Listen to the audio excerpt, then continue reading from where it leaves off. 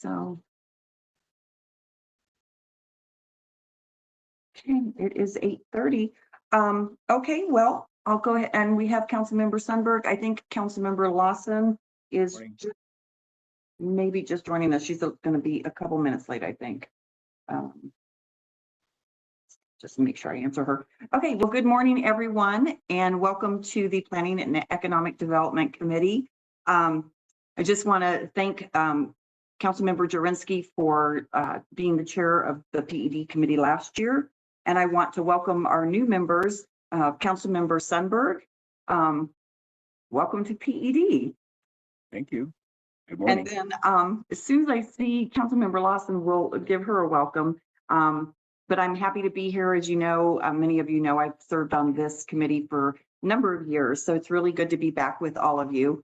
I know, Janine, before we get into the agenda, are we going to talk about possibly having an in-person meeting sometime this year? Or is that to be discussed later? We can do that as part of the PED recap. At the end, I have the potential topics and we can discuss the dates that you and I discussed. Okay, perfect. All right. Well, I will call the meeting to order on January 11th, 2023. And first thing on the agenda is the approval of the minutes from December 7th. Now, this is always interesting since we have a new committee. So Angela was the only one that was on the committee, I think, last year. Angela, are you on yet? Don't see her. I wasn't there, but I'm fine with the minutes. Me too. How do we do this? I forget when you have new members. And do we go ahead and have the authority to approve the minutes? Jason, somebody? Do we have legal counsel on? My suggestion would be go ahead and forward them to all of council, obviously, with just the note that you're new committee members, and obviously if any of the old committee members have exceptions with the minutes, they will let us know and we will get them corrected. Sounds good. Okay, let's go ahead and move them forward to the council meeting. Okay, so first thing on general business, we have the development review update, and I'm really happy because this is a new position in our city. So who's welcoming Stephen? Jason? Good morning, Councilmember Bergan. Laura Perry, Deputy City Manager. As part, we would like to pair the introduction with an overarching overview of the progress we're making on red tape recommendations and what we can expect to see in 2023. And of course, and as you're aware, we do provide quarterly in-depth updates to PED on our progress and our metrics on development review. So I'd like to end the quick overview with when we can you all can expect us to come back. So with that, since the red tape recommendations were finalized, city departments have continued to make progress in implementing recommendations, improve the city's overall performance in the development review process. Some of these changes do take time, and we're working expeditiously. Departments are to work through these recommendations, and 2023, we're hoping to be a big year for us. Workload does remain high within development review, and we do have some key vacancies in departments, but we've had some success in filling our positions as of late, so that's some good news. So I'm going to share my screen quickly. What I'm about to pull up is what we call our focus of performance slide. And so what this is it essentially shows the areas in which we are focusing and have categorized our areas of improvement. And so I'm going to quickly touch on each one and provide some highlights of some areas that we're focusing on. So the first, management and leadership oversight, we continue to hold a development review governance committee. It's an internal committee of city management and key department leaders to review and discuss progress on the red tape recommendations, as well as other citywide process improvements on development review. That will obviously continue into 2023. For culture and customer service, a big focal point for us in the city, we're going to be instituting quarterly multi-department all staff meetings with development review personnel to provide idea sharing, training, and information to better build bridges across every department that touches development review. We are going to be providing citywide customer service training in 2023. We have already begun that within the Public Works Department and have been working through each team within that department, all in the framework of building a culture of performance across the organization. And within that, we've started regular monthly performance metric reporting where department directors and leaders are sharing and reviewing those performance metrics with staff. For Public Works in particular, we have been instituting a reorganization for the last several months. And as part of that, we've done a very intentional change initiative over the last couple of months. And within that, we have gone down into each team and we've instituted various phases of reviewing staff roles and responsibilities, looking at, I mentioned customer service earlier, standardizing plan review processes across all work groups with the goal of improving review times and predictability for our staff and our customers. And so with that, now I'd like to introduce Cindy Collop, who I believe is on, who's going to be providing more information on some of the public works efforts, as well as introducing Steve Durian, our new Deputy of Development Review within Public Works.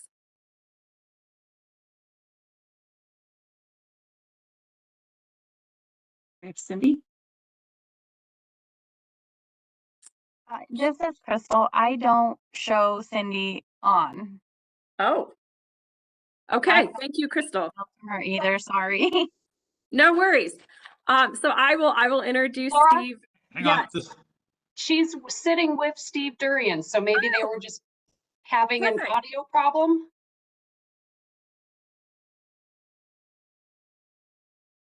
Cindy, we still can't hear you.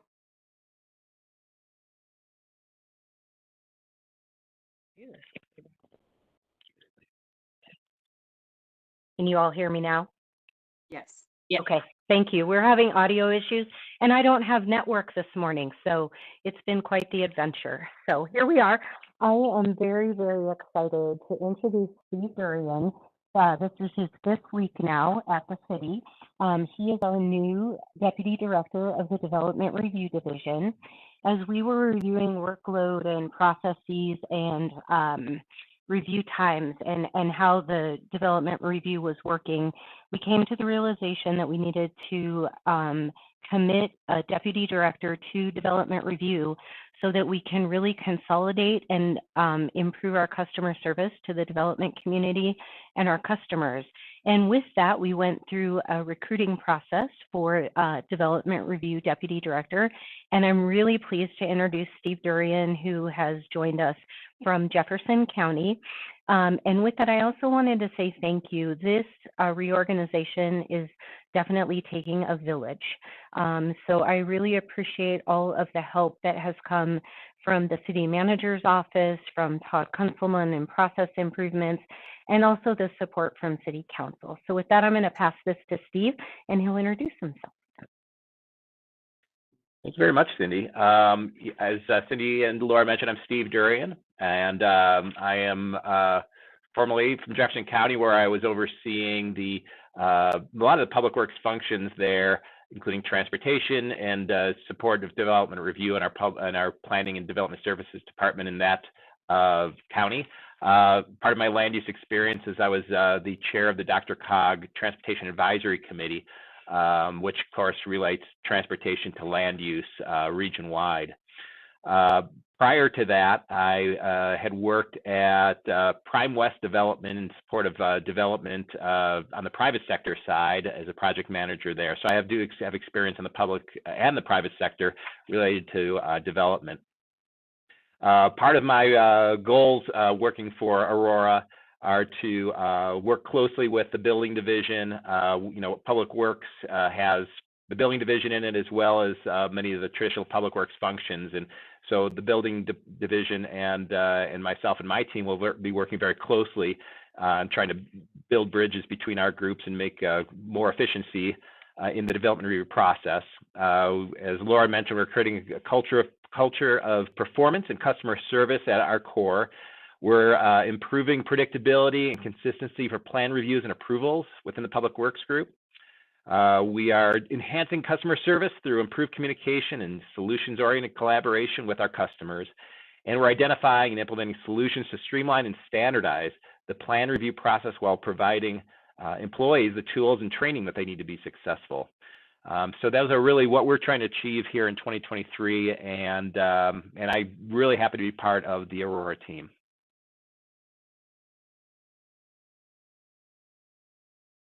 Can we open it up for questions, or do you have more? A couple more things really quick, if you don't mind, Chair Bergan.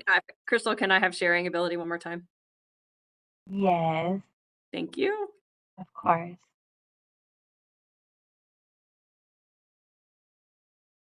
Okay. All right, just to wrap up quickly, the last two areas. So process improvements in technology. We are looking at making updates to our checklist. We have teams that are actively working on this over the next couple of months. We'll be updating some of our technology to facilitate our better plan review and submittals. And we are going to be revamping our website to make sure that we have a one-stop shop for tools and documents and information that the development community needs, with obviously sufficient links to other areas of the organization that have a nexus to development review. And then the last area, but not least, process documentation, teaching and training. Planning has engaged a consultant to review processes and practices, including opportunities for reducing permit processing times and any unnecessarily and duplicative steps in the permitting process.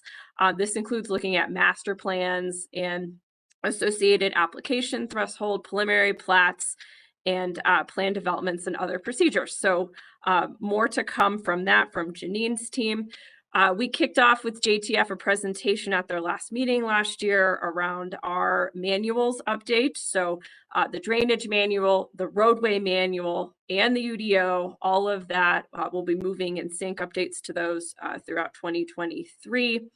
We're looking at quality control for submittals on our intake process, elimination of license agreements, and then obviously continuing to look at unnecessary and redundant processes across the organization to streamline the process and ensure we're providing enhanced review times and excellent customer service to the development community. And with that, I'm going to ask quickly Jacob Cox to talk a little bit about ways we are engaging the development community and some plans there. Jacob. Yeah. Thanks, Laura. Good morning, council members. So yeah, to Laura's point, as we work through these initiatives and fixes, it's extremely important for us that we have opportunities to consult the development community, as these are quite impactful. So we've obviously had JTF for years now, and so that's been a bi-monthly meeting. We meet every couple months, and it usually gets a pretty good group of development from a broad selection of residential developers. The HBA is represented at that meeting, some of the industrial developers in the city. And I'd say in the last couple of years, it's become more of a venue to roll out kind of broad policy initiatives that the city's working on. So one thing that we're focused on for 2023 as we move forward is to kind of hone in that strategy and have maybe a closer knit group to check in with in terms of engaging with more focused strategy with that broad selection of the development community. So we're working through that right now. I anticipate having some further, more detailed updates as we come to the next PD meeting, to Laura's point. But this would be where we would vet things such as the license agreements. If we were working on the streetlight standards, we realized that the engagement wasn't what we would like it to be, and so we're looking to refine that moving forward. And with that, in terms of when you'll see us again for more detailed updates, so our quarterly plan for 2023, we're looking at a Q1 update in April, a Q2 update in August, Q3 in October, and then Q4 in January of 2024. With, of course, PED, we'll see any council related approvals and various updates on specific matters throughout the way. Very good. Well, thank you for the presentations. Councilmember Sundberg and Councilmember Lawson, I don't know if she's on yet, but do you have any questions? I have a question. This is a broad question. Is it too soon to tell if developers are noticing improvement in the system? Getting some positive feedback or? We are we've made, of course, digital Mylars. We've made some, I'd say smaller improvements that have been pretty impactful. That's been a big shift for us. Some of the larger improvements are taking a bit of time. We're working, expeditiously through that, the Public Works reorg, and some of the various measures that I talked through. Jason, anything to add to that? No, other than I think you touched on it. We have some progress. It's something we talk about at that development review. How do we make sure we're getting this word out there? But I guess going to heart of your question, we are not moving fast enough for the development community. They want this changed yesterday, but as Laura said, it takes time. So we know that. That's something we continue to try and address. But yeah, I think to the heart of your question, some of the feedback we're getting is move faster, and we hear that. Thank you. Okay, well, I have a couple questions. One, welcome, Steve. We're really happy to have you on board. Steve, are you going to be able to basically be over all, water as well as roadway and traffic and so forth when it goes to submittals for all those different areas? One of the reorganization tactics we're taking is to divide up our duties here in traditional public works, which is roadways and more surface improvements from what Aurora Water oversees. So Aurora Water will have a separate but parallel development review process. That would include utilities, drainage, all the other kind of a subsurface and storm drainage quality kind of improvements.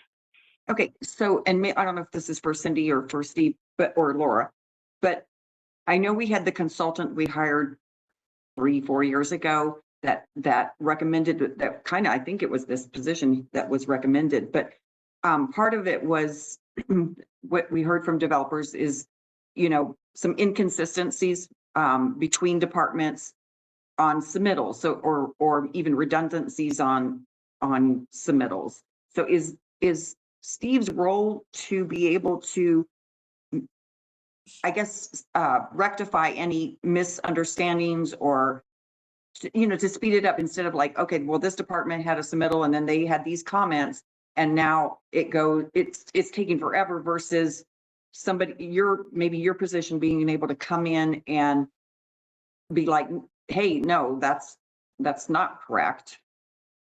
I'm looking at your authority, I guess. So I think there's a few things going on there. So let's start with kind of the drainage piece, which was, that was an example where by moving the drainage review over to water, we're hoping to sort of align that, because previously we kind of had a split role where both water and public works were looking at drainage because I think it was initially in public works because it was viewed more as an engineering matter, but then water needed to review it because once they accepted the pond, it became an operational requirement. And so you sort of had both departments having a role in that. We looked at that and said, you know what, we need to move this over to water. So we've only got one department setting standards, that if they're going to be responsible operationally once they accept the pond, we don't want to have this sort of divided review. So let's move this over. So we move that over. So that's one of those areas where we're trying to identify things where we've got split responsibilities, assign one set of responsibilities for that review so that we've got it. So that's sort of on a micro scale. On a macro scale, you then probably step out to the next level. I think that's when we get to the public works reorg, where we kind of had within public works kind of some fractured reviews and organizational structure. So by reviewing that, aligning that under Steve with that position, we think that's going to help within public works so that we're making sure that traffic and real property and engineering and the roadways, they're all talking and doing that. And then from the next level there, when we step out, when we talk about the development review governance, that's where then we come into play. That's where we are reviewing these things to make sure that we're not getting these issues between departments, and we are giving one consistent answer, one consistent set of standards. And so that's the effort there that we think is addressing the issue that's been identified, is that we have to make sure that we have a structure in place that is not providing mixed messaging. And we know that that's a concern we've continued to hear from the development community. And it's something that we think by updating our technical submittal manuals and having that governance in place is really going to get us to, we want to speak with one voice and make sure that the developers understand what's required of them and they can move through our process as quickly and efficiently as possible. Okay, great. And then the other thing was, and I'm happy that Jacob is also looking at having some more in-depth or maybe more focused meetings, because that'll probably give you feedback then that you can work on tweaking things. Lastly, the roadway manual. Can somebody tell me when it was last updated? Yeah, it was last updated in 2016. And we have been working off some draft standards in the interim. And the plan, we are doing a phase 1 update, which will address many of the issues that the development community has expressed concern on. Streetlight standards will be finalized, and a few other items. We also have some details related to ADA that need to be updated for FHWA. And the plan is to bring that to the February focus group as well and get that approved in February is our plan right now. Laura or Jason, Jacob, I don't know if you want to add anything. No. I mean, that seems like a long time ago. And again, I think It is. Yep. It is. It Yes. is. And there's some other examples with that. And that's one of those where, again, going back to, as you heard from Jacob, we're looking at this as to how do we get meaningful feedback on the front end? Because what we don't want to do is roll out. We're putting a lot of effort to update these things. And then if we kind of roll it out and it lands with a thud, that's a missed opportunity. So we need to figure out how to revamp that process so we're getting good feedback on the front end, and then that we can kind of move through some of these updates more expeditiously. So Jacob, Laura, Cindy, anything to add on that front? No, absolutely. Yeah, Okay. I would also maybe just add, as part of the reorganization, our city engineer is going to be very, very focused moving forward on the manuals, on that broader look, and to make sure that we're moving forward consistently and efficiently. So that will be a redefined role that is very focused for that customer service piece. Okay, and then I recently learned that we have still not, and I was kind of a little bit surprised that and you know, my drainage issues in Southeast Aurora, but I thought, and I have been telling people that we have eliminated the requirement for tree lawns with developers, and then I was told that never did actually occur in code. Do you know if what's the standard for tree lawns? Within the current information from Aurora Water, my understanding is tree lawns are not required. There's different options that Aurora Water has put together, including some cobbles and xeriscape options. Let me check on that. Okay. Yeah, that would be great. Let me check on that. And go ahead, Jason. Sorry. And it might be that they have the option, but maybe I just don't know if they really know they have the option, if it's the case. Well, I obviously, I hope they do. So I'd say there's twofold here. So there was the issue, as you noted, I think from probably a couple years ago, where we're seeing some issues with the drainage off of, particularly as we get into some of the smaller lot properties and just, sort of making sure we're getting good drainage across sidewalks. And I think we've identified that certainly on north-facing sidewalks, sometimes that can result in some issues. So I thought we'd addressed it a couple years ago. I don't know on that one, but what I can tell you is with Aurora, with the new standards we've done from a water conservation standpoint, remember where we have moved to essentially say we don't. So I'm almost positive because of that the turf ordinance that came in associated with water conservation, it is no longer required. And so I'm going to look at put Janine on the spot a little bit. From a landscaping standard, I know there was some just discussion as to what that looks like. Certainly we can broadly talk about xeric landscape and some of the other things, but I still think that, one of the issues we identified in removing irrigated turf, we just want to make sure that developers understand what that what that area needs to look like. And so, when we're removing grass, do they know what the landscaping looks like? One of the issues we've identified is there has to be a hardscape to allow folks to get from the curb to the sidewalk to their front door. So is that something we've done or is in progress, Janine? I need to double check because I know there have been a lot of conversations because we did not want to do away with the detached sidewalk. So that was conversation number one, but giving those alternatives, whether it's tree, the xeriscape, so we can bring an update on this. So that's different than what the discussion was 3 years ago. The discussion was that we were going to eliminate the requirement for tree lawns, meaning they could have them and then I guess go to xeriscape, but then, or if they didn't want, if the problem is it dams up. And so the thought back then of eliminating them was then your lawn would be, well, now lawn, there won't be grass, but would be up to the curb and gutter, and then water would efficiently run down like it's supposed to. But anyway, you guys can check on that. We'll get you an update. Yeah. Okay. Any other questions? Okay. Well, thank you. We really appreciate that update. I think, you guys are making good progress. So really happy about that. And next is the recap. So Crystal, can you share the presentation, please? Thank you. Of course. All right, so this will be a recap of what the committee did in 2022 and then end with a preview of what we so far have planned for 2023. I want to start first because this was my first year. So thank last year's committee. Thank Andrea Amanek for kicking us off and really getting me trained up to take this over. And of course, Kathy DeWolf and now Crystal Vigil for being in the background and really the ones that make this work. And finally, all our presenters. There were a lot, as you saw in your backup. So next slide, please. And what I've done is taken what's in your backup and broken these down into categories so you get a picture of the success that this committee has had. And the first big success was we had 3 UDO amendments. The first was a multifamily building length.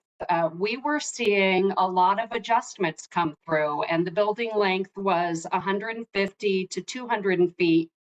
50 feet for multifamily and mixed use, and we increased that to 600 feet. This was a great endeavor by staff. They did a lot of research to see what was done around the area, around the region, what we were getting, so that passed. And I don't think we have seen any adjustments since. I may be wrong, but I don't recall seeing any come across. The next one, again, in response to market, is allowing data centers in the APZ, which is a very restricted zone. These are a good use because they're low intensity. We also took the opportunity in making that change to change the parking. We had huge parking lots for data centers when they may need only a handful of parking spaces. So that just passed recently. And then finally, there was a UDO amendment to eliminate the permit requirements and time limitations for pennant and streamer signs. And that was at the request of Councilmember Zvonek. We also had 2 resolutions pass out of this committee. One was a transfer of title of an existing ozone medical waste processing facility so that that facility could continue in operations with a new owner. And the second one, at the request of our chair, now Chair Bergan, was enhanced guidelines for installation of chase drains as part of new development. Finally, we've had 3 projects that have been initiated or in the process of being initiated. The first is the Business Advisory Board. They asked for a request for a study of a large performing arts venue. We had a lot of discussion internally and then went to council and got approval to do a 2-phased approach on this study. The first phase, which will figure out working with our community, what that venue should look like and what our community can support. And then from there, we'll go into a phase 2, which is where and how, where we would build it, how we would fund it. Next, the Northeast Aurora Fiscal Impact Analysis. This is to potentially expand our growth area. That is going, we have the analysis complete and it is going to study session on January 23rd. So stay tuned for that one. And then finally, this committee approved moving forward with an economic development strategy. That strategy was called out in Aurora Places. So it's finally time as a city that we get this moving. That is going forward to the winter workshop on February 4th. So again, more to come on this. And we anticipate that there'll be, many of these will come back to PED in the new year. So next slide, please. Of course, a big part of our year was the planning, the development review process and red tape. As you know, there was an ad hoc red tape reduction committee that kicked off in early 2022 to listen to developers about improvements that could be made to the development review process. You've heard from Laura and Jacob and Jason at the beginning of this meeting of many of the wins we've had and what you'll see going forward. Just to recap again very quickly, we had the Public Works reorganization and the new hire of the Deputy Director, Steve Durian, who you just met. And I can tell you, Planning and Economic Development is very excited to work with him and really get that common face between Public Works, Planning and Economic Development, and water to the development community.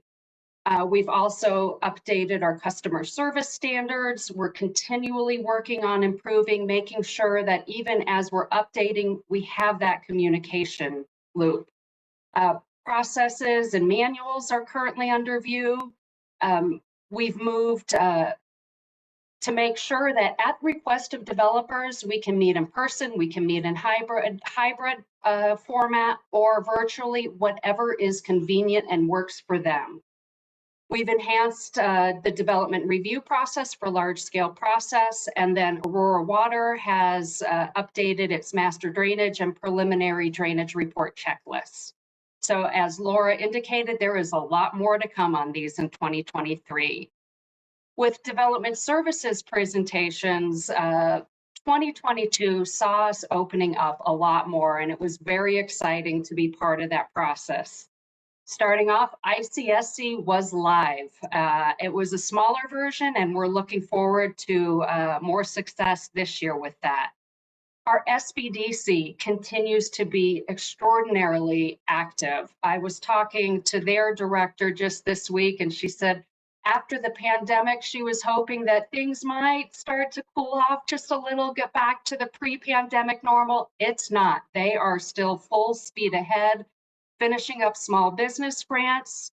This past year, they launched the Business Boost program, which was in partnership with Community College of Aurora and Arapahoe Douglas Works. They offered 8 modules in both English and Spanish to help small business owners build the skills that they need to be successful. Finally, we ended 2022, or SBDC ended 2022 with a computer giveaway. That is still, we're giving away the last few ones, and I got to be at the front desk when one was handed off, and just the appreciation of these small business owners to get these computers is phenomenal. And then lastly, there was the 15th annual Veteran Small Business Conference. And the good news is that is going live in 2023. I know this is very near and dear to our new chair's heart, but we have filled one of the 2 retail positions and are actively recruiting for that second. So we look forward to hitting the ground and revamping our retail policies and getting out there in the community. And then finally, with regard to retail, the council did update the redevelopment retail policy and approved the first incentive at its January 9th meeting. So again, another big success coming out of this committee. Next slide. So we also had many planning presentations, 5 of them. We will continue these. Some of these overlap with TAPS, but as Steve Durian hinted, that there is this connection between land use and transportation. So more to come on those. Long range planning is working on its work program for the year, and we will update future presentations that you'll see next, but we also had some general presentations, both from our partners as well as to update on what was going on around the state, including statewide rulemaking. One of my favorite was last month, the Who is Aurora, which gives us the picture of who we are today, where we anticipate being in the next 10, 20 years, and helps us inform our decisions so that we're planning appropriately, both for today's citizens and residents, as well as tomorrow's. So finally, next slide. Ending with potential presentations for the coming year. Some of these, and I put, you'll see under development review, we have those, the annual report, which we have targeted for March, but I need to coordinate with Todd and others. Laura just gave you the dates for the quarterly process improvement updates. And we're trying to coordinate those so that we time presentations when we're giving them to multiple bodies such as yourself. Retail is going to be another busy year. As I mentioned, ICSC, hopefully bigger and better this year. At the request of Chair Bergan, we are going to come in March with a look forward of what the retail division is going to do, and then come back either December or January to see how we aligned, because we can set goals, but we are at the mercy of property owners and landlords. Project updates will continue. And then we want our partners who are here on PED to report. So please contact myself or Crystal if you have a date in mind that you'd like to report, because we'd like to start to schedule out the year and come back next month with a more definitive schedule. Some of the specific projects that we're coming forward with next month, data centers as infrastructures. When I came here, data centers were a big question for me. I came from Hillsboro, Oregon, where they didn't want them. They've changed a lot in how they operate, that they're no longer necessarily the big water users. And sitting down with Yuri from AEDC, he explained to me that with industries such as our defense, they are very crucial in infrastructure. So we're going to partner to make sure we're right-sizing this infrastructure, just as we right-size our roads and our pipes. We have, at the request of Council Member Jurinsky, billboards, monument signs, a specific provider, but staff will give you an overview, and then you'll hear from the provider. We also are looking forward to our office market statistics update, because office has changed in the past year and we need to know where that's heading. And then finally, you will be seeing UDO amendments, many of those coming out of the Red Tape Committee. We are still in our current planning division trying to hire 2 supervisors. Once we get them on board, our hope is to break down the UDO into sections so that we are continually looking ahead on what we can change to be more efficient versus always reacting. I'd like to open it up. I think we'll leave it here, Crystal, on this slide. If there's questions on any of the past, suggestions or questions on what we have going forward, so that we can make this a very productive committee, or continue to maintain it as a productive committee. Chair Bergan? Yes, go ahead. I'm sorry, I'm having problems with my video. It was sound and now it's video. Just a question, Janine. I know that last year, and I just wanted to know, underneath project updates, underneath the economic development strategy, I know I had requested the future of development and growth, you know, as it pertains. I think we were looking at maybe 50 to 100 years. And so I just wanted to see if that is going to be part of the conversation too. As things change, that could change the projection of how we're looking at things in the future. And that is something that I did bring up, but it wasn't mentioned. And that includes a lot of things. The grid, which was what I was very concerned about with transportation. And I know that's kind of the transportation committee, but it also has a lot to impact with how we're dealing with growth. So I don't see that mentioned in here. That was something that I had requested, and I hope that it's part of one of these conversations in PED this year, if the chair would allow. And absolutely, I should mention that one of the big projects in partnership with Planning and Economic Development and Public Works is a multimodal transportation system plan.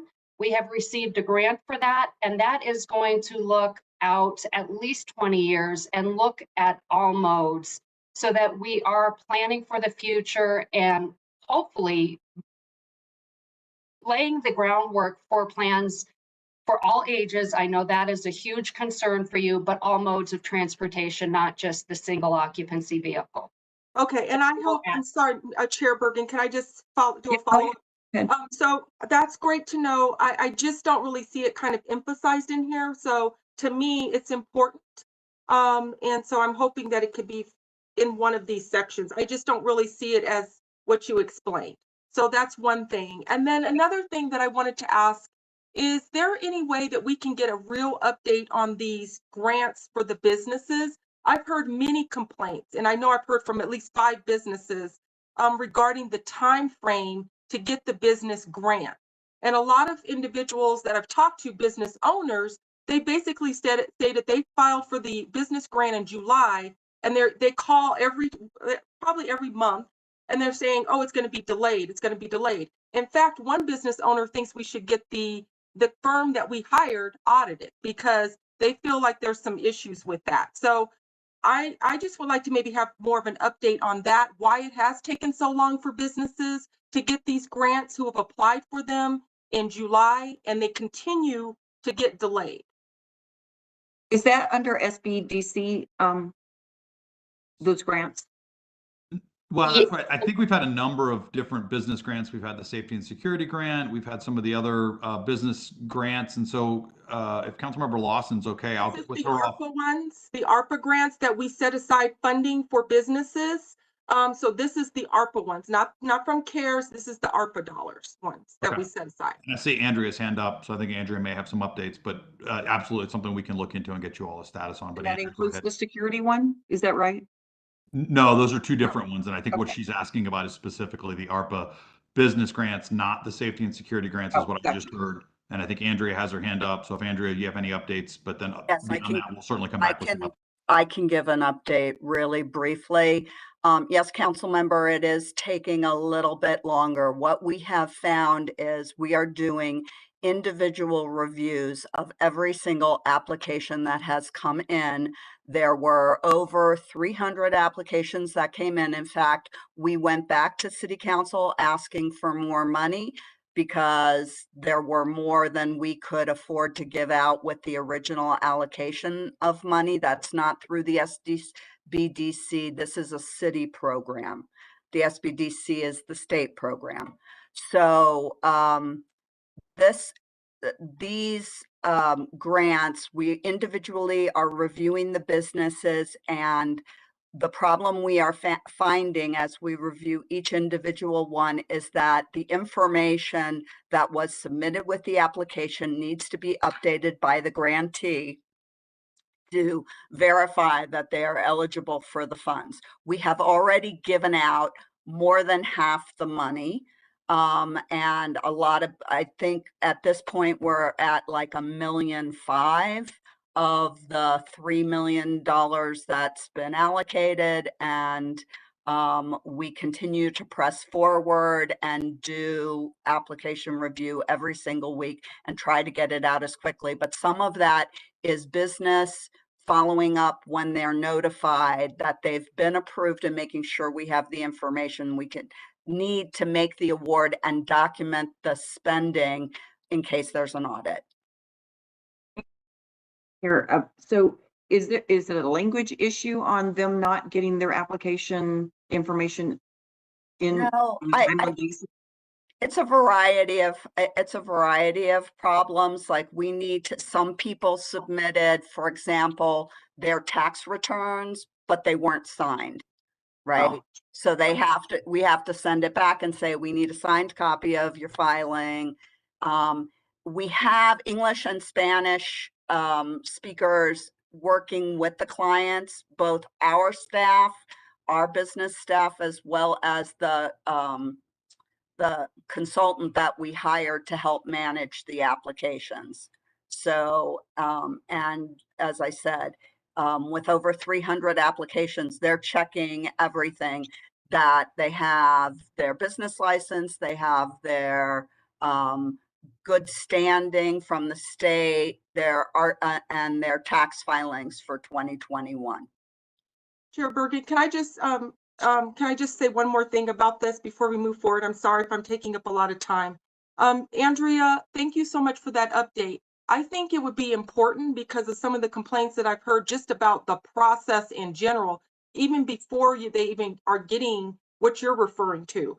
I think that you should probably, what the city should consider is sending out some type of survey or something to these businesses to get their issues that they had. So if we decide to do this again, that we can maybe make the process a little bit more efficient. So, because I have heard complaints about the process, not just the time, but just the process in general, where you have to get another email address to even sign on. The website isn't updated. The website is difficult to navigate so people can understand the instructions. So these are some of the complaints that I'm hearing. So I just think it would be important to make the process a little bit more efficient, to get more information from these businesses about what some of the pros and cons and the challenges that they had. Yeah, council member, if you wouldn't mind, I'd like to sit down with you and make sure, because there were systemic issues in terms of the website that the consultant used to take the applications and things like that. And I'd really like to hear the feedback that you've received. So that you're right, we can. We've done, we had several grant programs with CARES money as well. And each iteration, we've tried to do it better, but we can always move to improve. Okay, so you two will have a separate meeting? Yeah. Okay. Thank you, if it's Andrea. okay, I will, I'll send you an email and schedule some time with you, okay? Thank you, Andrea. Just a quick clarification, Councilmember Lawson, and maybe, somebody from staff. The multimodal transportation plan, so it's going through the TAPS committee, and then does it go to study session, or are you looking for more, not just what's going through TAPS, but a different presentation? I wasn't clear. We are just working on the scope of work for that. We have not gone out with an RFP. So Cindy and I and our teams will coordinate, and we can come back and give an update of how that will look. Okay, But at the very least, we will be bringing information here. And there may be some questions we have for the committee as well. And this will be probably a several-year process to do something this large. Okay, great, thank you. Anything else, Janine, on the recap? No, just again, please, for our partners who we'd like to hear from to give presentations, contact us and let us know when you'd like to be on the agenda. Okay, well, the last thing was whether we wanted to consider meeting in person a couple times this year.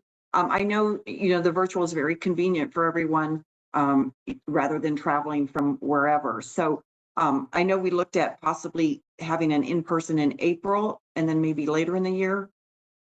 Just wanted to get feedback from council members Sundberg and Lawson, just thoughts on that. If I can interject before they chime in, Sure. that we would pick a room where we could do a hybrid version at the city so that those who can't make it will, and we do have better facilities at the city versus when we try to go out in the community. Okay. Councilmember Lawson and Sundberg, do you have any thoughts on that, having it one of them or two of them in person? I don't have a problem with that. I mean, if you want to have a couple of them in person, that would be great. But if you also want to have it hybrid, that's also a good thing as well. Yeah, I think. This go is ahead. convenient. This remote thing is convenient, but it'd be good to see everyone's smiling face in person once or twice a year. Yeah, that was the thought behind that from me, and from my perspective was, and we could, those that can't make it could still do hybrid, but it's a different feel when you're together, and I just think it'd be nice to see us at least a couple times a year. So we'll try to work that out then. Okay, very good. All right, well, we'll move on to the next topic, which is the top code enforcement violations. Is that Sandra? Are you presenting?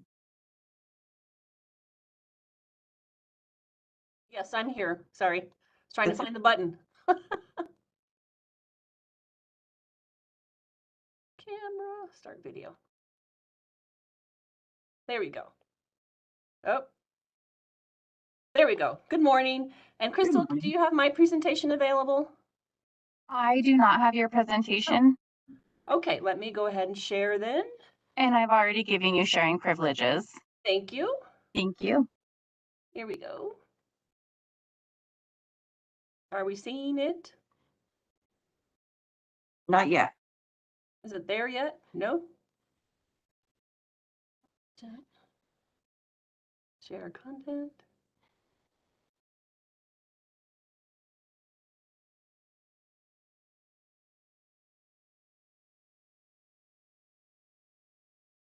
Is it there? Not No? yet. No. Well, let me do. Share. Crystal, it is in backup. Can you share from there? I'm pulling it now as we speak. Oh, thank you. I'm not sure why Okay. this isn't working. Is that working? Is it there now? No? No. Okay. This is so weird. Let me close out. Cancel. Okay. Sandra, maybe just go ahead with the presentation while she pulls that up. Okay. Thank you. While I close my PowerPoint. Okay, there's Jessica. Okay, so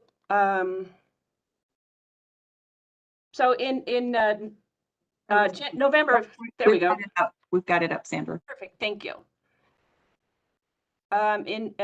So these are just, so this is code enforcement. In November 2022, Councilmember Jurinsky asked for some additional information on the top 10 code violations over the last 5 years for Aurora businesses. And additionally, she requested some information on fines assessed to Aurora businesses. Can you go to the next slide, please? In this presentation, the short presentation, I'm going to talk about the top 10 code violations, break down the abatement costs that occurred with businesses who do not come into compliance, and I broke that out from 2018 to 2022. And then just a few examples of the enforcement violations that we're enforcing when we're out there in the field enforcing the UDO. Next slide.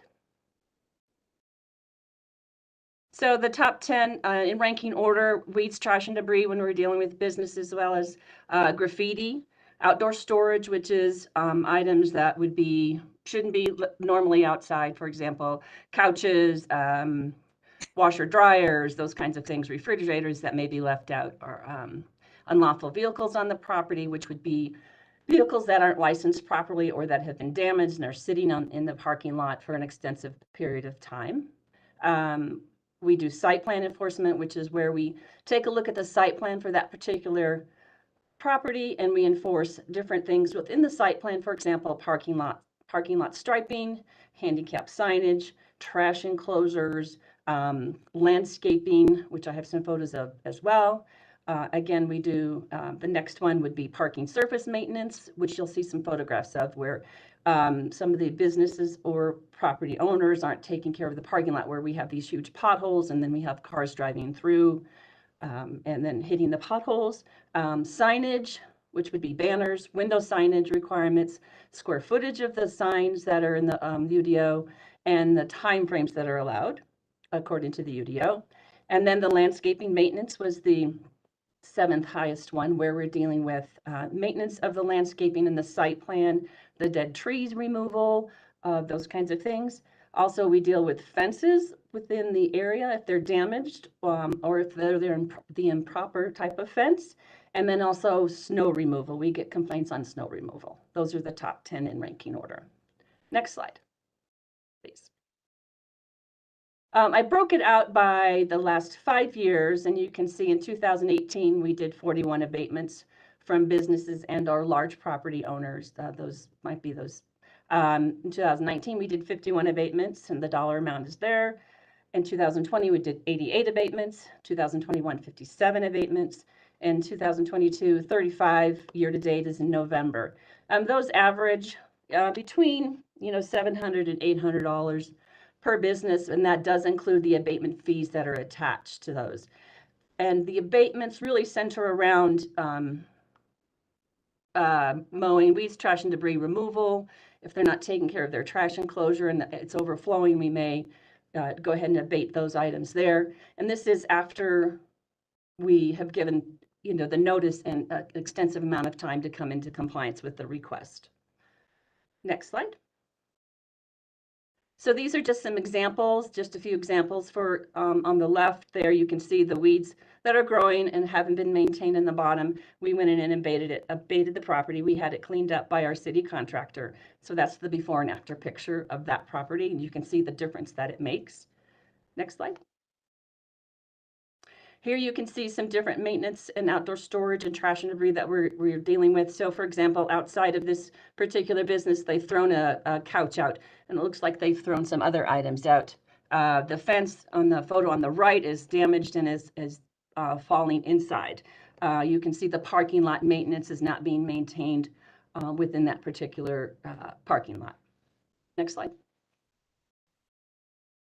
Again, this one on the left is landscaping, so they've cut a tree down, but on the site plan, it designates there's supposed to be a tree planted there. So we would issue the notice to replant the tree and bring it into compliance.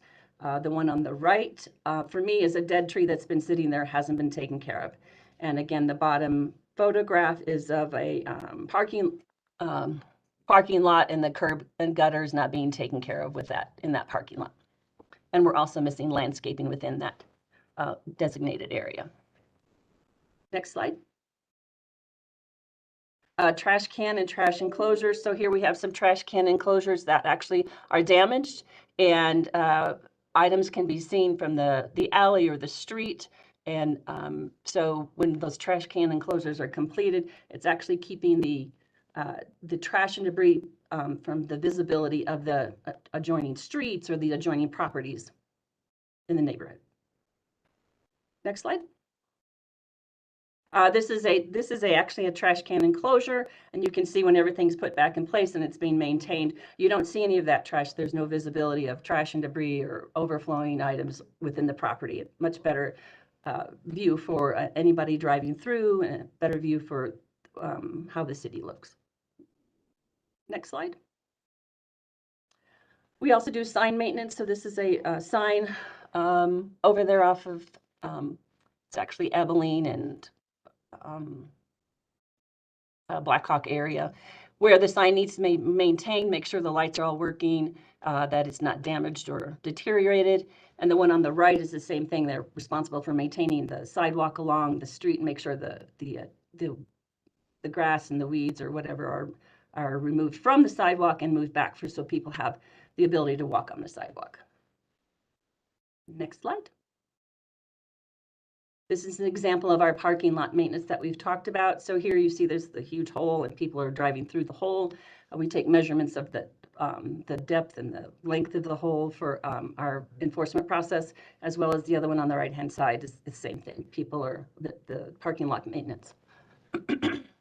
Next slide. This is the picture of parking lot striping. So it's important that striping is there, the handicap slots are designated correctly, and that the signage on which way to go is important in some of these parking lots as well. So we make sure that the striping is in place and visible. If it's not, we would issue a notice to go ahead and restripe the parking lot. Next slide.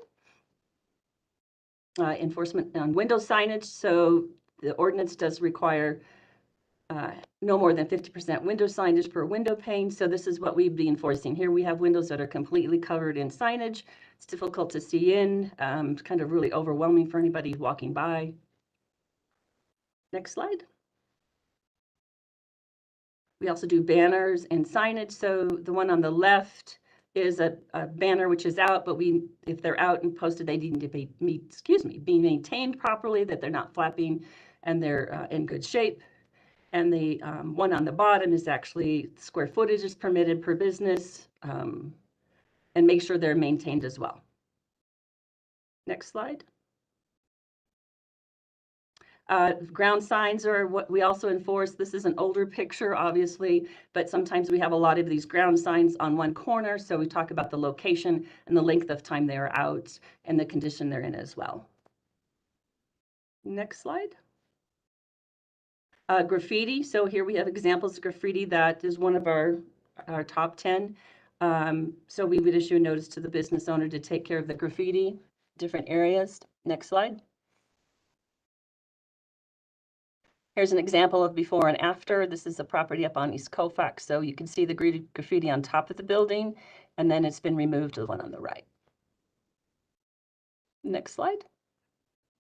And those are all just the brief pictures and brief presentation of the top 10 and associated costs. Thank you for the presentation. We'll open it up for questions. Councilmember Sundberg. Well, I know this was Councilmember Jurenski's item, so maybe I'll open it up to her first. If you want to say anything before we open it up for questions with the other council members.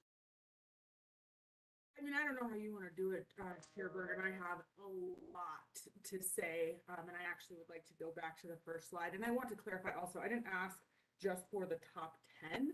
I asked for every single code violation that would affect businesses. I asked for every single one of them. I did want to know what the top 10 in being used were, but I asked for every single one that could potentially affect the businesses. But I have a lot to say, and this presentation just saddened me more than any presentation I've seen thus far being on council. So Chair Bergan, you can tell me how you would like me to proceed.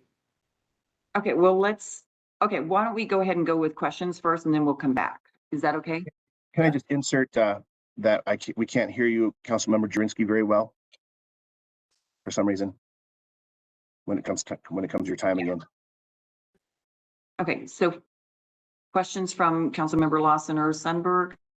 Not yet for me, Chair Bergan. Not yet for me either, just yet. Okay, so I have a couple. First of all, on the graffiti. So the business, I mean, I get it. They have to clean up the graffiti. Do we, if we ever catch the person that has done the graffiti, are they required to, I don't know, community service, are they required to remove it? Well, if we were able to issue a summons, they would go to court, and the judge we would process it through the court system. Okay, and that's probably rare that they're caught. It's very difficult to catch anybody doing graffiti. Correct. Okay, and then on the here was my other question. On what kind of notice is given? You said, you know, they're given a notice first before they would be fined, and they're fined because we have to do the abatement. Is that correct? So there's different. So with the trash and debris on a property, we've given 10-day notice to the property owner of the business, asking them to clean up the property. At that point in time, so they've been given notice. At that point in time, we would re-inspect, and then if it's not completed, we would complete a city abatement on the property and get it cleaned up. Okay. There's other notices if we're doing site plan enforcement, where we're talking about striping, where we're talking about landscaping, depending on what the issue. It could be a 30 or 45 or 60-day notice to come into compliance. We understand the fact that you can't get landscaping planted in 2 weeks or 30 days. We understand that you can't get trees planted that's required on a site plan. We understand that the parking lot, if it's damaged, we understand that it does take time to get those things completed, which we give them time. If it gets to the point where they're just not doing anything, then we will issue a summons to court and they can go to court and talk to the judge. Okay, so like a pothole, I mean, that actually drives me crazy going through shopping centers with big, huge potholes. Sure. But obviously they have to get that lined up to get somebody to come out and fill it and so forth. So it's not necessarily just the 10 days on certain. No, it would be a 30, 45 day. And then we will work with those property owners or the businesses in order to bring them into compliance. If we know they're moving forward, trying to get construction people or trying to get those parking lot folks to come in and take care of things, we're working with them. And then thirdly, are these mostly complaint driven, or is it, code enforcement? We do both complaint driven as well as proactive. I've asked my code officer to do site plan inspections because those site plans are what the people are seeing when they're driving down 225. They're seeing properties along 225 of what's presenting the city. What are they seeing that's presented by the city? So we do both proactive and complaint. And do these kind of, I mean, some of them are obviously very much business related, but other ones like weeds and trash and so forth, I mean, those apply to residential homes as well, or? Correct. So, yes. So the weeds, trash, and debris, we enforce with residential as well as in the business side of things and the complexes. Yes. Okay, thank you. All right, Councilmember Drinsky. Sure. Can we go to the first slide?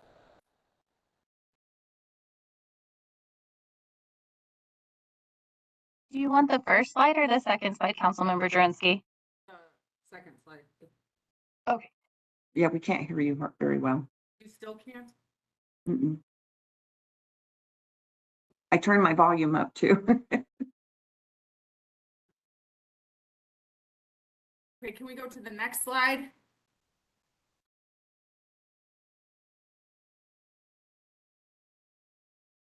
This one has the top 10 on it. Yeah.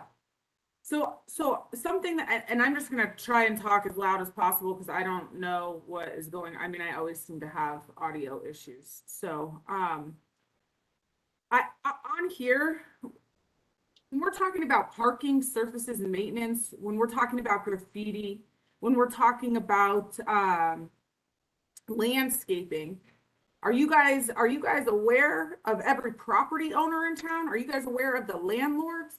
Because when you guys are coming after the businesses for this, businesses are usually responsible for what's within their four walls.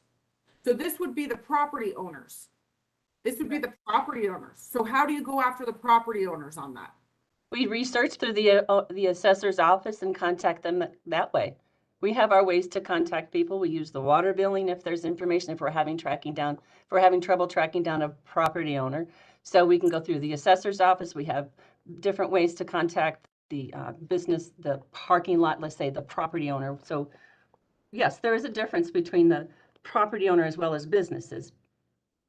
Well, I find it interesting because I received a notice of violations that would have actually been on the property owner. So nobody took the time to research that. So I hear what you're saying, that in theory you guys do, but I know for a fact from myself firsthand and other business owners in town that that's not true. That in fact, responsibility of the landlord, responsibility of property owners, you guys are putting on small businesses. You guys are putting on business owners in town. So I know that to be a fact, first and foremost. Second of all, the graffiti, and when we talk about trash, these are the other things that are mounting on small businesses in Aurora. We all know that our crime rate is out of control. I have pulled up to some of my businesses and I have a couch sticking out of my dumpster. I pulled up one day, I had 7 mattresses stacked up in my back parking lot.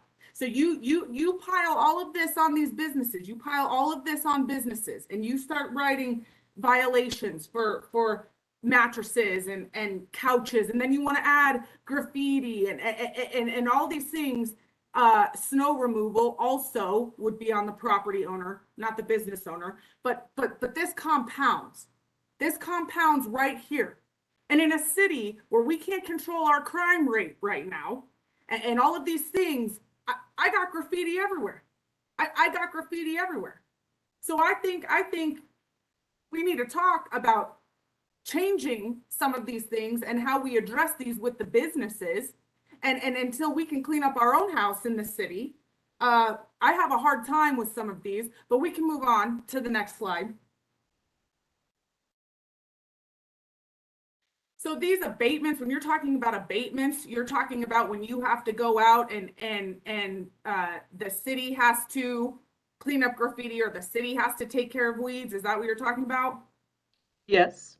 Okay. Can we go to the next slide? Then the next slide. So this is what I'm talking about. This is what I'm talking about here. And this is all over the city. This is all over the city. So I don't know if as a city, we need to look at something, a dump site, something to take this off the backs of small business owners. because I can tell you the cost, what I had to pay to have the 7 mattresses removed, to have the couch removed, I have to pay that. And then if there were to be a fine from code enforcement on top of that, and with these trash companies, this isn't something that happens overnight. You have to schedule it with them. And we all recently saw the debacle with waste management. It doesn't always happen quickly. So yeah, there are times business owners have couches and mattresses and things like this, furniture sitting in our parking lots to no fault of our own, And at some point, this has to be taken off the backs of the businesses. Next slide, please. I mean, I guess my issue with this slide, you look at this curb. I mean, you're gonna go violate a business for this little chunk of cement curb missing on the bottom. This is what the entire city of Aurora looks like. So I would ask, who's policing the government then? Who's writing violations to the government if we're going after businesses for something like that? And that's the city's picture, not mine. Next slide. Again with the trash, my point with the trash. Next slide. Next slide. This slide upsets me so much. This is 2 restaurants that no longer even exist in this city. Both have gone out of business, both. And maybe if we didn't have code enforcement harassing our businesses, you know, if you see a burnt down sign and 2 restaurants and coming out of COVID, maybe we need to have an outreach program. Maybe we need to have a business oversight committee that is going in and talking to these businesses. Hey, I noticed you have some weeds. Hey, I noticed your sign is in great shape. We're here. The city's a partner. Are you guys doing okay? Is there anything that we can do? Because now that picture, neither restaurant is in existence. Neither. So we have vacancies. So instead of worrying about a sign that looks like this, and I don't even know how bad that looks, now we have vacancies. This slide is very upsetting to me. Very upsetting to me. Next slide. Again with the potholes, you're going after the businesses. You're saying we research property records and this and that, code enforcement reaches proper, but you talk about the businesses. You talk about the businesses. So all parking lot maintenance. I mean, when you're talking about strip malls and stuff like this, this is on the property owners, not the business owners. This is on the property owners. And again, until government gets their affairs in order. Now I know Councilmember Zvonek just came up with a plan to take care of our very much our backlogged property issues. But you mean to tell me we're finding somebody over a pothole like this when we've got gaping holes that are blowing out tires in the city, and this is how we're treating our businesses? Next slide. Next slide. So with these signs, I have recently talked to some business owners, and sometimes signage in windows is also for security. It's also for security. Blinds can get very expensive. And with the recent ATM thefts and everything, again, because we don't have our house in order, with all the crime in Aurora, sometimes this signage is also for security purposes and can be for security purposes. And at the end of the day, it's for overall marketing. So this business about window signage is, I mean, I don't know what type of business this is. I can't, it looks like it may be a convenience store or something like that, but there's a lot to advertise. And I'll tell you the biggest downfall for businesses, especially small businesses, that this is the only, budget that they have for marketing and stuff like that is putting signage in their window. We need to rethink this. Next slide.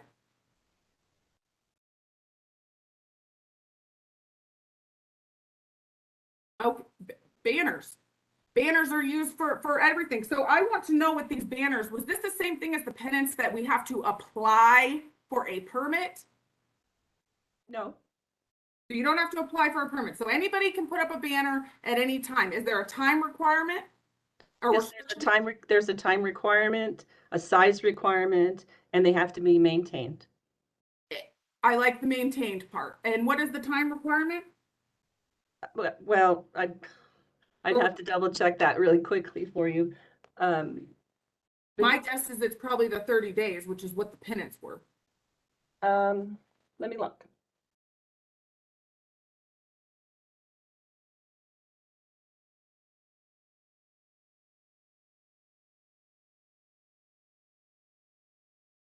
Councilmember Jurenski, do you have a lot more on this? I have every single slide. I have something to say. That's why I was hoping to get this on the agenda while I was still the chair. But I guess my question is, I mean, we're getting, no pun intended, into the weeds, but can there be, I mean, do you have, excuse me, I'm losing my voice. Do you have suggestions on, because I understand some of your concerns about property owner versus the business. And then also, you know, obviously people they're dumping furniture in a business's trash receptacle, and then we can't find the person, so can't go after them. Are there, maybe I should ask this to staff. Do you try to work with the business? Like, for example, if the business says, hey, I'm not the owner of the parking lot, or I'm not the owner, I mean, you don't fine them, right? No, if we have a property owner, which Councilmember Jurenski is talking about, then we will address it with the property owner. We have different businesses within a parking area, right? So we look at each individual address and we address, if that's an individual address with an individual owner, that's who we would issue the notice to. If it's a large parking area, shopping area, it belongs to the issues belong to the property owner. For example, the parking lot, the striping, the potholes, we'll give that to the property owner. Okay. We deal with the businesses, for example, with their signage in their windows, those kinds of things, specific to their business. So I guess I'm looking for, you know, what areas can we, I get what you're saying, like, you know, businesses are struggling and so forth, but we also want to keep our city looking clean because we expect that of our residents and their homes and so forth. So I'm just trying to figure out, is there a way to, I don't know if we just want to have better communication when an incident happens so that we do understand the business. If if they have a challenge, that we have some leniency and give them some extra time. I know we have these grants that we offer sometimes to businesses. And for example, when you mention the signage on the windows and maybe they need blinds or whatever, would they be eligible for the security grants? Does that fall into that category? So I'm just looking at how can we take care of our businesses, show them that we care, but then also make sure that we have our city looking, you know, nice, and that we also don't have I mean, these are, a lot of them are complaint driven. So what do you tell the resident that filed the complaint? You know, we're not going to do anything about it. I guess those are my questions. So when we are issuing a notice, we go in and contact the business owner and talk about the notice, what it's for, what it's about, and let them know they have X amount of time. And then we have a conversation with them, give them a signed brochure possibly, depending on what else is going on in the property, our sign enforcement brochure, and talk about and try to educate them on what the sign ordinances are within the UDO. So we're enforcing the Unified Development Ordinance. We are the enforcement factor of that. So if they give us an explanation of what's going on, we will work with them on time, obviously. It's not like we have timeframes for them to come in compliance. For example, we have banners that can't be in excess of 200 square feet. So we'll take a look at the banner. You can't, this is permitted or not permitted, and X amount of time to come into compliance.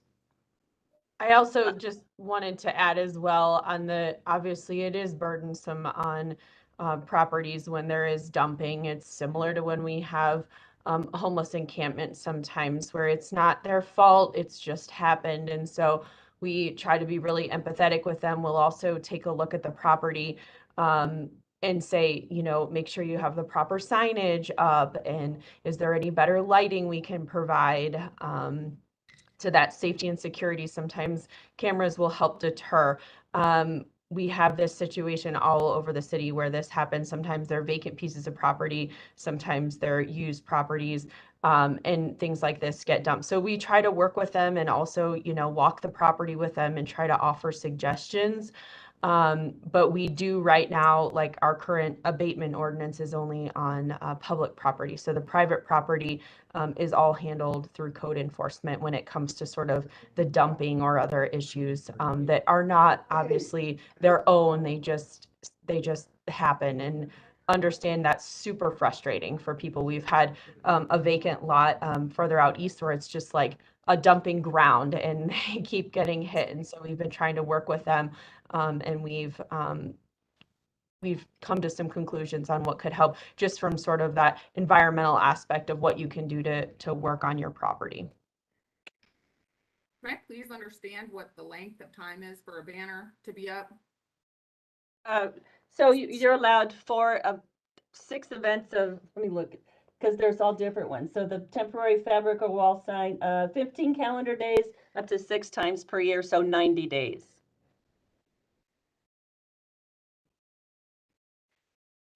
And those, so typically, like if it's a St. Patrick's Day holiday, Christmas holiday type of thing, 4th of July, is that the intent? I guess Whole party. I guess I'm not understanding your question. Oh, when you're saying, you said I thought you said 6 events a year or 6. So we call it events. So it's 9 days, and then you can have 6 different events for up to 90 days type of thing. Okay. So you can have it up 9 days, and then you can take it down, and then you'll have another event of 9 days, and you can take it down. Or you can just do the whole entire time at one time frame. So Councilmember Jurenski, I mean, what are you looking for in terms of resolution? Oh, I'm going to bring all that forward, Councilmember Bergan. I'm going to bring all of that forward. But can we go to the next slide? Sure.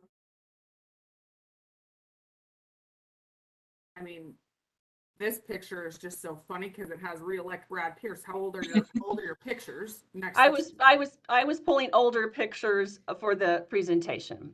So next slide.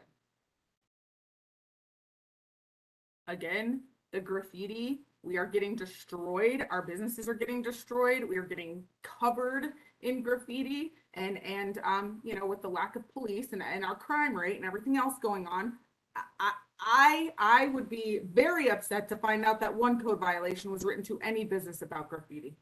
Next slide. Same. Next slide. Okay. But on the graffiti, we certainly don't want graffiti all over our city. No, we don't.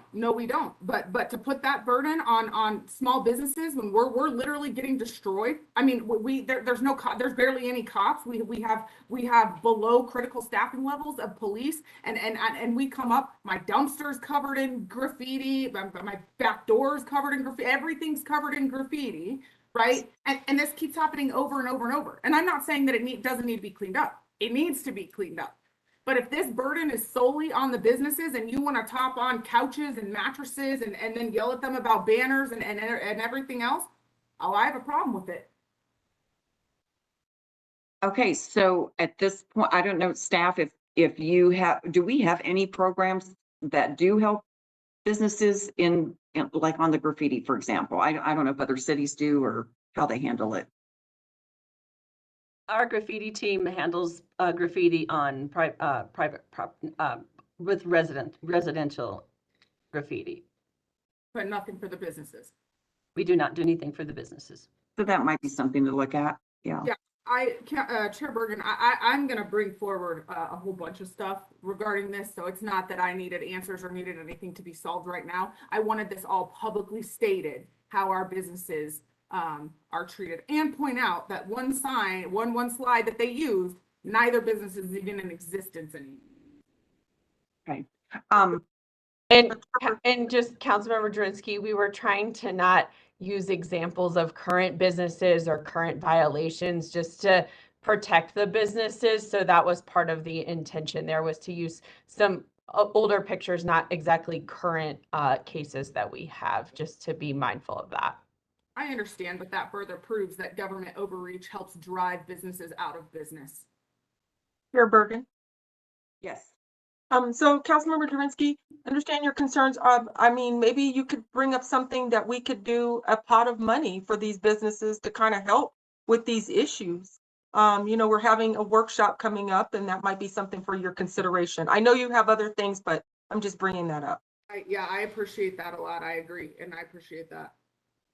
Okay, very good. Well, thank you. And we'll go ahead and move on in the meeting. And the next item are the miscellaneous matters. I don't see reports. I know we have oil and gas was in the backup. Brad, do you want to say anything, or is your report sufficient? Yeah, sorry, I had to turn on my camera. Yeah, just real briefly. So the report's in your backup.